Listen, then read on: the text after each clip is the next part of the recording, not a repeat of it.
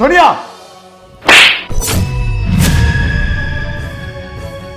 দেখলে তো তোমাদের বাড়ির কাজের লোক। বাস, উনি কোনো কাজের বুয়া, উনি আমার মা।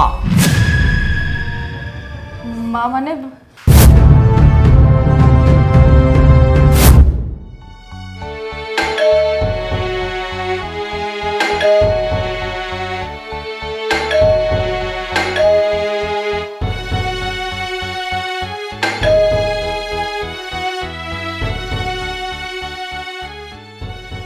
এই চাকরানির বাচ্চা, সে কখন থেকে আমি দরজার সামনে দাঁড়িয়ে আছি, তুই কানের মধ্যে কি দিয়ে রেখেছিস? শুনতে পাসনি? আপনি কে? আর আমার সাথে এইভাবে খারাপ ব্যবহার করছেন কেন? আমি কে? এখন বাড়ির চাকরানিকে বলতে হবে আমার পরিচয়? এখন তোর আলিফ স্যারকে যেয়ে বলবি ড্রয়িং রুমে আসতে, বুঝলি? এই যে ম্যাডাম, আপনাকে চিনি না, জানি না, আলিফকে বলবো আপনার কাছে আসতে কেন? সাহস কত বড়, তুই আমার হাতে ধরেছিস? শোন, ভালোই ভালোই বলছি, একদম চুপচাপ যা বলছি তাই কর।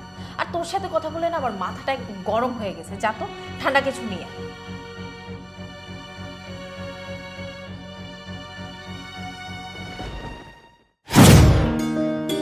আরে তুমি কখন আসছো? এই তো আসলাম মাত্র। আচ্ছা তুমি আমাকে একটা কথা বলো তো, বাড়িতে কেমন কাজের লোক রেখেছো? দরজার সামনে এতক্ষণ ধরে দাঁড়িয়েছিলাম, দরজা খোলার কোনো নামই নেই। আবার ভিতরে আসার পর আমার সাথে বেয়াদবের মতো কথা বলছে, ভিতরে ঢুকতে দিচ্ছে না। আচ্ছা বাদ দাও, মায়ের সাথে দেখা হচ্ছে? মায়ের সাথে তো এখনো দেখা হয়নি। কই, মা তো এখনো সামনে আসেনি।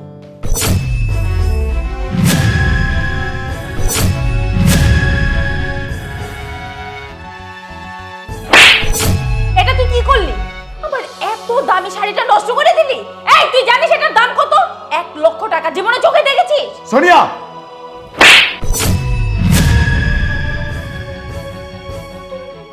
আমার গায়ে কেন হাত তুললে? দেখলে তো তোমাদের বাড়ির কাজের লোক। বাস, উনি কোনো কাজের বুয়া, উনি আমার মা। মা মানে? হ্যাঁ মা। আমি যখন মায়ের কাছে এসে বলছিলাম সোনিয়া নামের একটা মেয়েকে আমি ভালোবাসি, ওকে আমি বিয়ে করতে চাই, আমাকে জাস্ট একটা কথাই বলছি যে মেয়েটাকে আমি একবার দেখতে চাই, তাকে বাড়িতে ডাক।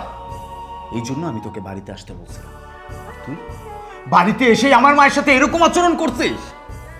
আরে তুমি বিশ্বাস করো, আমি যদি জানতাম উনি তোমার মা, আমি কখনোই ওনার সাথে এত খারাপ ব্যবহার করতাম না। বাস, একটা মানুষের ব্যবহারে তার বংশের পরিচয় পাওয়া যায়।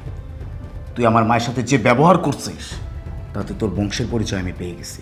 আমি মানলাম উনি আমার মা না, কাজের বুয়া বলে কি তার সাথে এমন ব্যবহার করবি?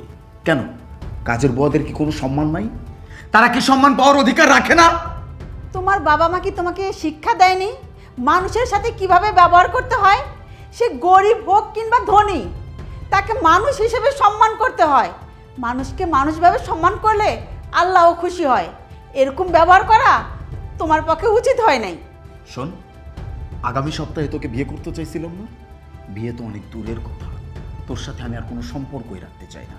যে মানুষকে সম্মান করতে জানে না সে আমার বাড়িতে সার্ভাইভ করবে কিভাবে? আসার পর পরে আমার মায়ের সাথে যে এমন আচরণ করতে পারে, সে যে ইন ফিউচার আমার মায়ের সাথে কি করবে সেটা তো আমি জানি না। আমি এটা কখনো টলারেট করতে পারবো না। যা, বেরিয়ে যা।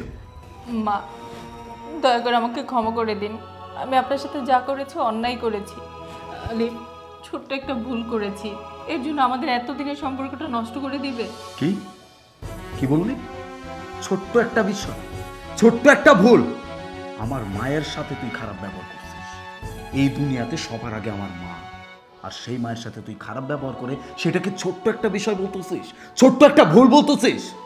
দেখ, আমার মাথা আর গরম হওয়ার আগে এখান থেকে চলে যা, নয়তো আমিও জানি না আমি তোর সাথে কি করবো। বেরো, বেরো।